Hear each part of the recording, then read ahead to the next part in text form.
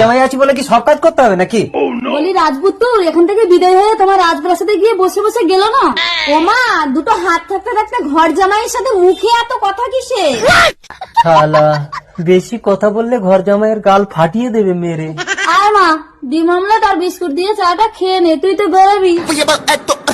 আরে আরে আরে, কি করছো? ওঠো ওঠো, ওই তো তোমার চা নিচে। ডান্ডি ভাঙা কাপে, তাও আবার শুধু চা জামাইয়ের জন্য। অবশেষে পান্তা ভাত তাও তো জুটবে না। আহা, বেচারা ঘর জামাই। ও দাও, আমার দেরি হচ্ছে। বলছি তুমি প্রতিদিন কোথায় যাও গো? দেখেছো মা, আমার বাপের বাড়িতে নাকি আমাকে জবাব দিতে হবে। তোর ছাই ভাল লাগে না। ও মা, আমি চললাম।